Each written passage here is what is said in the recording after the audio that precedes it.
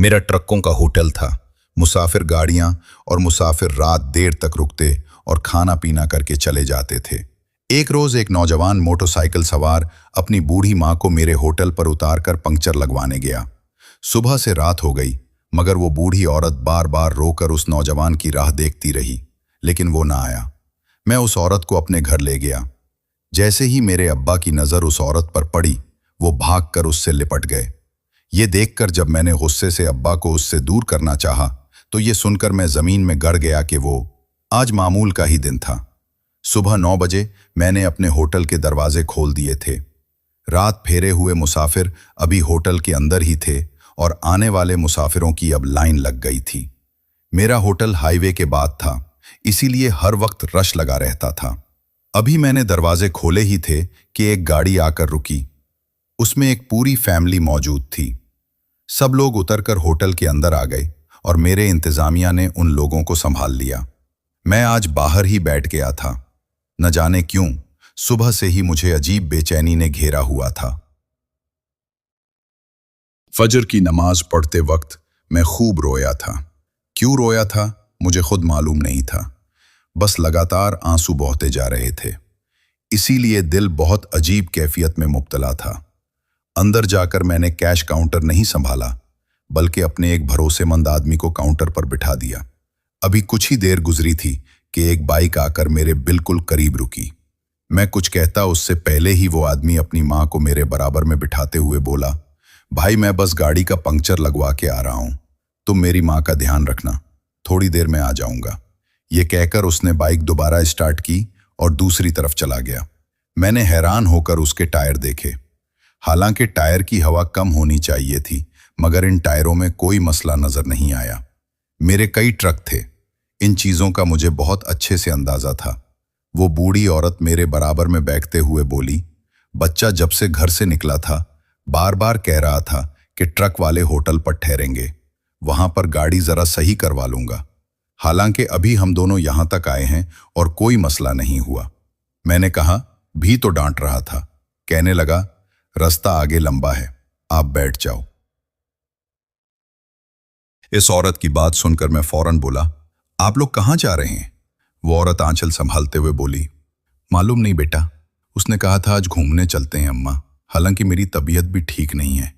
समझा रही थी लेकिन सुनता कब है, बस चीखता रहता है, कम सुनता है ना।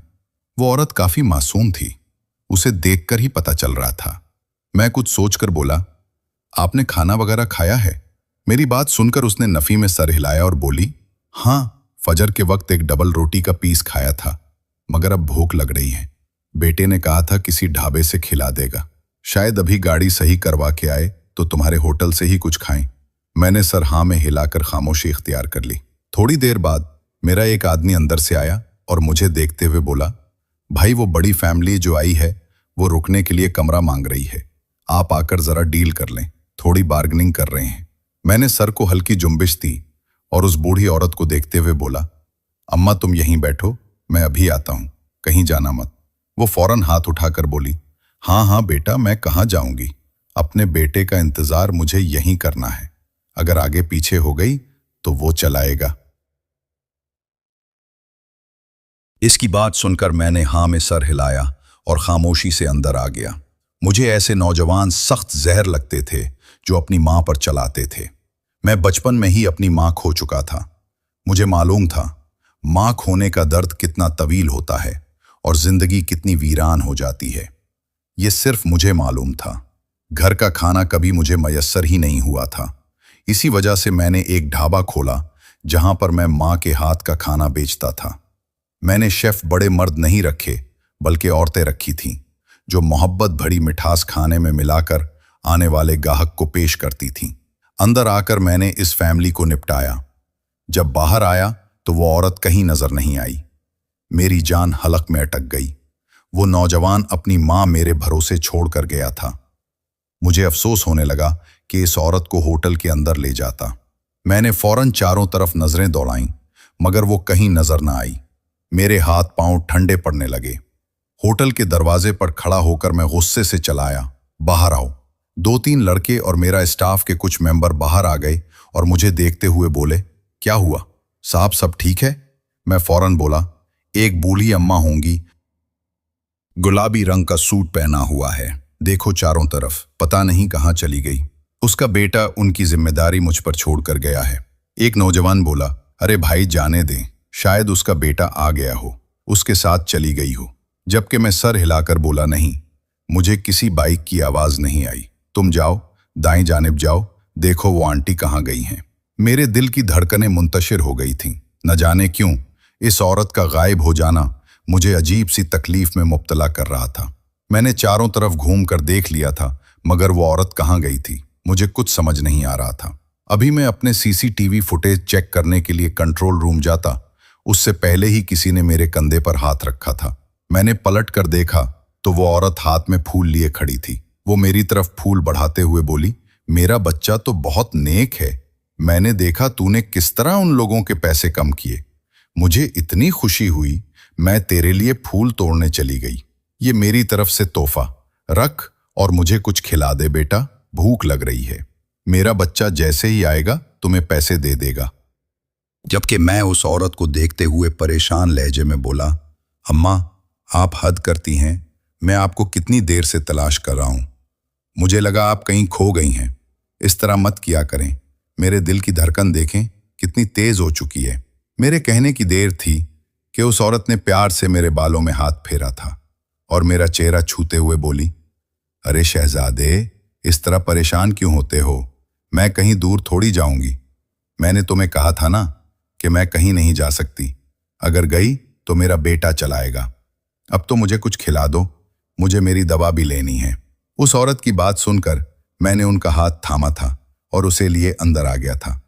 उसे एक बेहतरीन टेबल पर बिठाते हुए बोला, अम्मा बताओ क्या खाओगी, मैं खुद तुम्हें ला कर दूंगा। जबकि वो बोली, मैं ज्यादा मिर्चों का खाना नहीं खाती, मेरे हलक में मसला है, तो मुझे कुछ सादा ला दो या मीठा ला दो। जबकि मैं फौरन बोला, आपको शुगर तो नहीं?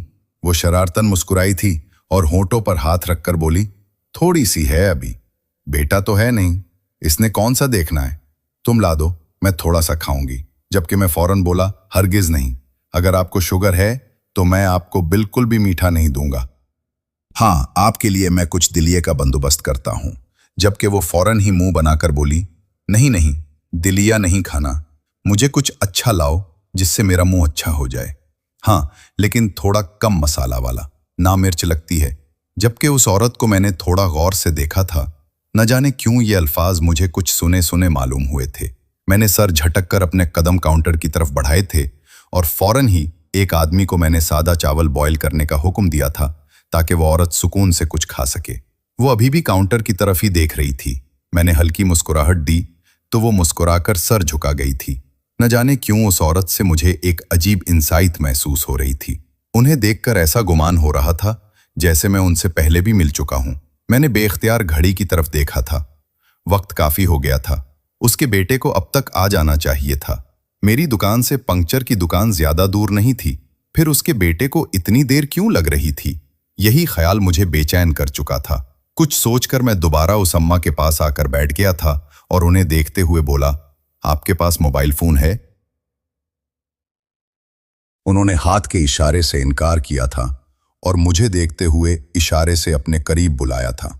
मैं थोड़ा करीब हुआ तो वो सरगोशी नुमा आवाज में बोली, अरे बेटा, कहा था मैंने अपने बेटे से, लेकिन सुनता नहीं है। कहता है अम्मा तुम बिगड़ जाओगी, उम्र हो गई है तुम्हारी, कोई जरूरत नहीं है मोबाइल रखने की। जबकि मैं फौरन बोला, इस उम्र में मोबाइल रखना बेहद जरूरी होता है, अगर आप कहीं खो गई तब क्या होगा? जबकि वो फौरन बोली, वही तो मैं एक दफा खो गई थी, बड़ी मुश्किल से मैं अपने घर वापस आई थी। बेटे को होश तक नहीं था, वो तो घर में बैठा गाने सुन रहा था। मैं जब घर में दाखिल हुई तो मुझे देखकर काफी नाराज हुआ कि कहाँ चली गई थी। उस दिन मैंने कहा कि बच्चे मुझे मोबाइल दिला दो ताकि मेरे लिए आसानी हो जाए, लेकिन वो गुस्सा करने लगा कि मेरे पास इतने फालतू पैसे नहीं हैं जो तुम्हारे ऊपर खर्च करूं। लेकिन तुम खुद बताओ, अगर इस दिन मैं पूछते पूछते अपने घर नहीं पहुंचती तो मेरा क्या होता? मैं तो सड़कों पर भीख मांग रही होती। उस औरत की बात सुनकर मैंने सर को हल्की जुम्बिश दी थी और उनको देखते हुए बोला, कोई मसला है तो मुझसे बताएं, पैसे वगैरह चाहिए? आपका बेटा क्या काम करता है? जबकि वो हल्का सा मुस्कुराई थी और सर नफी में हिलाते हुए बोली, अरे नहीं नहीं बेटा, मैं सैयदजादी हूं, मैं पैसे नहीं ले सकती। सैयदजादे सिर्फ और सिर्फ पैसे देते हैं, लेते नहीं। इस औरत की बात न जाने क्यों मेरे दिल पर लगी थी। मैं भी सैयदजादा था। मैंने आज तक कभी किसी के आगे हाथ नहीं फैलाया था, बल्कि मैं हमेशा बांटता आया था। हालांकि मुझे ये बात बिल्कुल मालूम नहीं थी कि सैयदजादे बांटने वाले होते हैं, लेने वाले नहीं।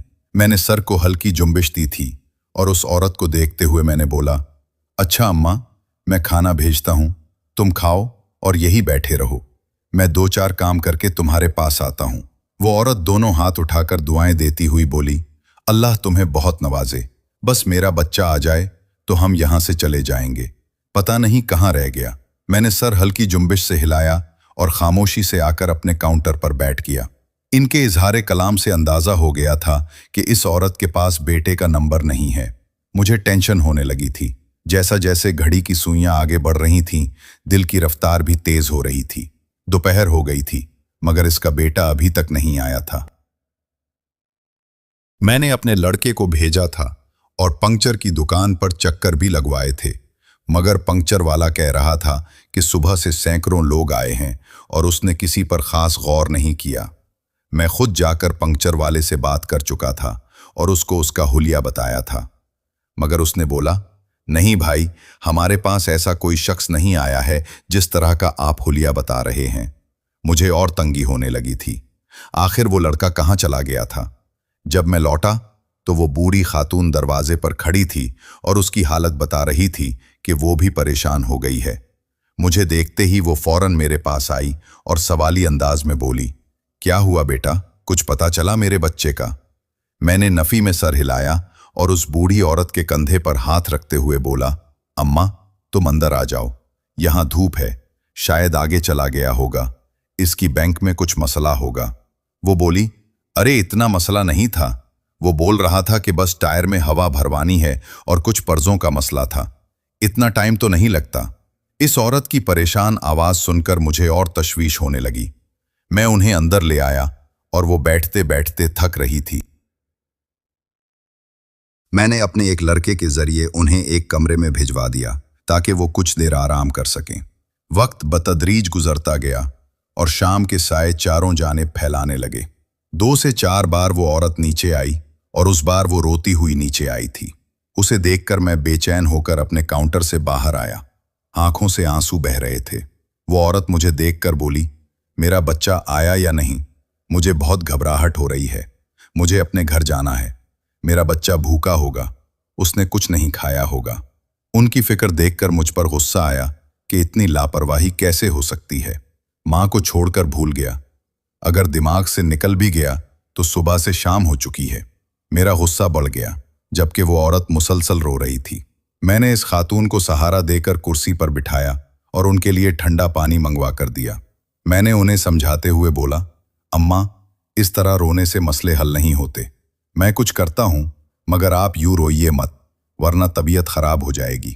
वो बोली, मेरे पास बस एक ही खुराक है, अगर सुबह तक मुझे दवा न मिली तो मेरी तबीयत खराब हो जाएगी। मेरे हाथ पांव जलने लगते हैं, बेटा कुछ करो। मैंने फौरन कहा, अम्मा, जो दुआ तुमने ली उसका कार पेपर तुम्हारे पास है, वो मुझे दो, मैं तुम्हारी दवा मंगवा दूंगा। उस औरत ने सर हाँ में हिलाया और पुलों में बांधी दवा का कार पेपर निकालकर मेरी तरफ पढ़ाते हुए बोली, ये मेरी शुगर और गले की दवा है, इन दोनों को मंगवा दो, नहीं तो मेरी तबीयत खराब हो जाएगी। मेरा बच्चा जैसे ही आएगा हम तुम्हारा 1-1 रुपया अदा कर देंगे। मैं किसी का उधार नहीं रखती। मैंने कोई जवाब नहीं दिया और दवाओं के लिए मैंने अपने लड़के को भेजा और दवा मंगवा ली। अब उस औरत को भूख लग रही थी। मैंने अपने पास ब्लास्ट कर खाना खिलाया। कई बार वो खाते खाते रोई और अपने बेटे की बहुत याद आने लगी। मेरा दिल चाह रहा था कि इस लड़के को पकड़ कर मारूं, क्योंकि इतनी लापरवाही कैसे हो सकती है। मेरे दिमाग में यही ख्याल गर्दिश कर रहा था। मैंने अपना सीसीटीवी फुटेज भी चेक किया और दुआ कर रहा था कि गाड़ी का नंबर फुटेज में आ जाए, मगर ऐसा ना हुआ था। फुटेज में सिर्फ गाड़ी का सामने का हिस्सा कैद हुआ था और नंबर नजर नहीं आया। रात तवील होती गई और वो औरत थकी और आंखें बंद होने लगीं। यकीनन दवा का असर भी हो रहा था।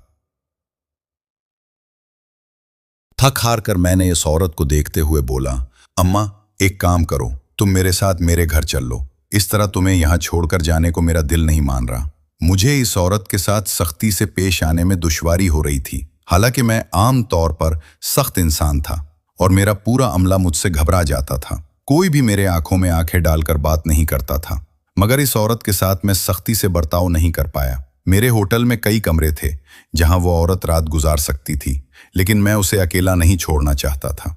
न जाने रात को अगर इस औरत को मेरी ज़रूरत पड़ गई या फिर कोई मसला हो गया तो ये किस तरह हैंडल करेगी। इसीलिए मैं इससे अपने साथ घर चलने की ऑफर कर चुका था। वो फौरन बोली, नहीं बेटा, मैं घर नहीं जाऊंगी, मैं बाहर बैठूंगी, मेरा बच्चा आ जाएगा। वो भूल गया है, अक्सर चीज़ें भूल जाता था वो, जबकि इस औरत पर मुझे अब बेतहाशा तरस आया था। मैं उसको देखते हुए बोला, अम्मा अगर इसे आना होगा तो वो आ जाएगा। जैसे ही वो आकर तुम्हारे बारे में पूछेगा, मेरा अमला मुझे फ़ोन करके बता देगा। मैं सारी रात तुम्हारे लिए जागूंगा। तुम परेशान ना हो, मगर यहां तुम्हें छोड़ना मसले का हल नहीं है। तुम बीमार हो, मेरे घर आराम करोगी तो ठीक हो जाओगी। जबकि वो आंखों में आंसू लिए बोली, मेरा दिल नहीं मान रहा। मेरा दिल कहता है कि वो आ जाएगा, फिर तुम्हें परेशानी होगी। आधी रात को तुम अपने घर से मुझे यहां कैसे छोड़ने आओगे। जबकि मैं फौरन बोला, अम्मा तुमने मुझे बेटा कहा है ना, मैं तुम्हें आधी रात को यहां छोड़ जाऊंगा। मेरे पास बड़ी बड़ी गाड़ियां हैं, ड्राइवर हैं, तुम टेंशन ना लो। जबकि वो औरत काफी परेशान नजर आ रही थी। कुछ देर बाद उसने सर को हाँ में हिलाया था और मुझे देखते हुए बोली, अच्छा चल ठीक है, मैं तुम्हारे साथ चल लेती हूं, बाकी अब जो रब को मंजूर। ये कहते ही उसने अपना पुलू संभाला था और मुझे देखते हुए बोली, मैं तैयार हूं, चलो बेटा। इस बूढ़ी औरत को देख मैंने सर हाँ में हिलाया था और अपने मैनेजर को इशारा करके पास बुलाकर उसे कुछ चीजें समझाई थीं और इस बूढ़ी औरत को लिए मैं अपने घर की तरफ रवाना हो गया था। मेरी गाड़ी की फ्रंट सीट पर बैठी वो चहक कर बोली थी, मेरी बहुत ख्वाहिश थी इतनी बड़ी गाड़ी में बैठकर घूमूं आज। देखो अल्लाह ने कैसे मेरी ख्वाहिश को पूरा किया है।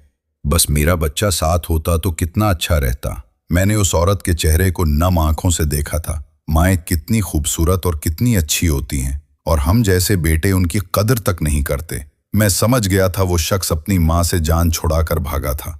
मुझे बेहद अफसोस हो रहा था और तरस भी आ रहा था कि अब इस औरत का क्या होगा। लेकिन मैंने दिल ही दिल में अहद कर लिया था कि जब तक मैं जिंदा हूं तब तक इस औरत की कफालत जरूर करूंगा।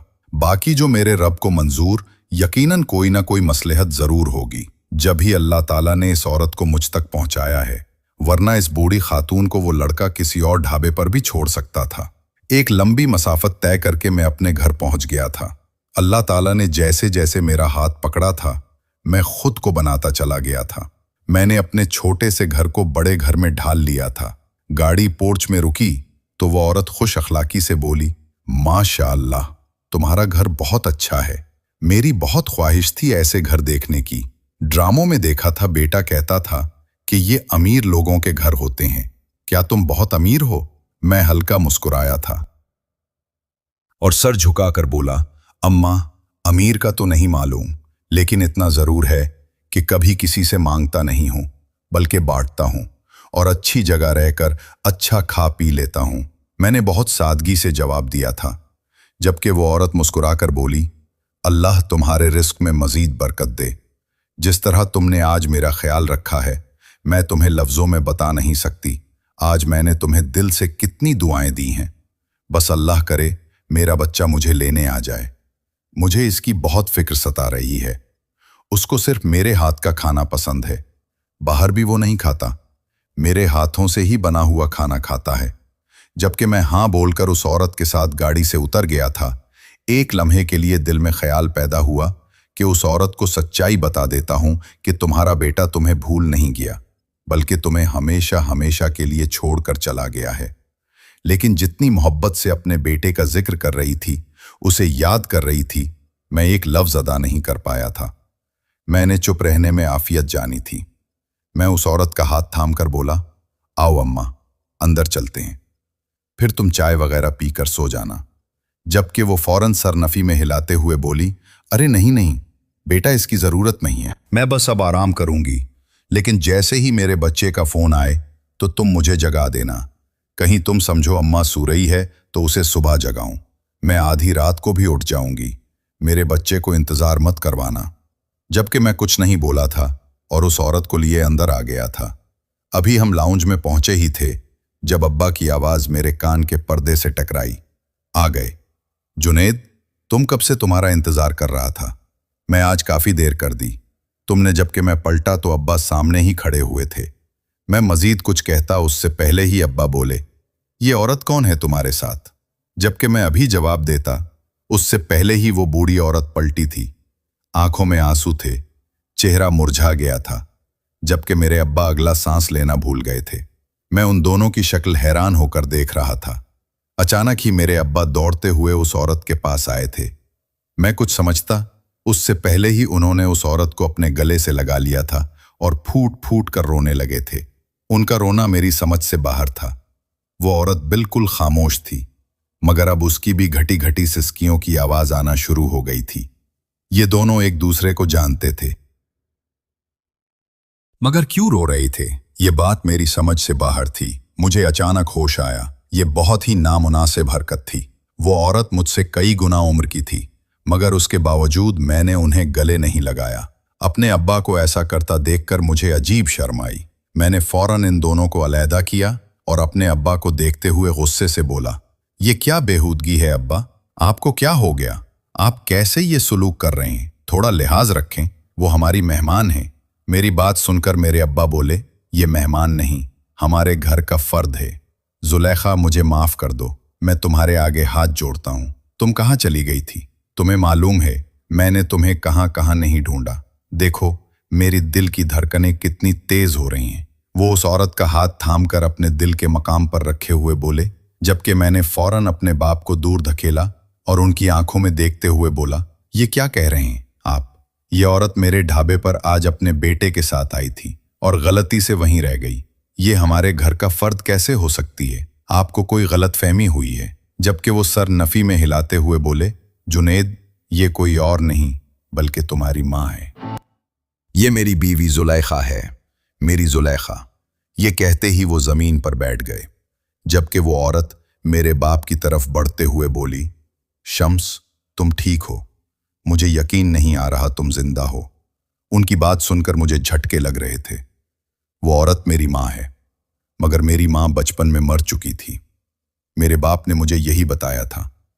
ये जिंदा कैसे हो गई।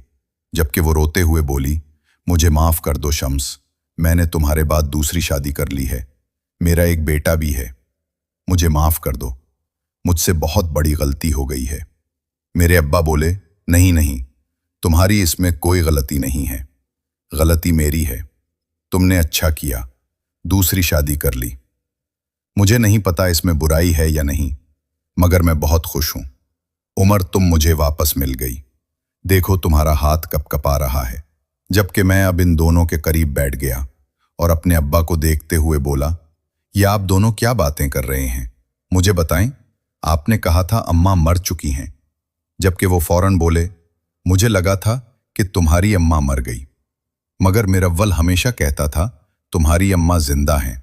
दरअसल तुम्हारी अम्मा और मैं बम धमाके में बिछड़ गए थे। कहाँ गई, मैं कहाँ पहुंचा, मुझे खुद मालूम नहीं था।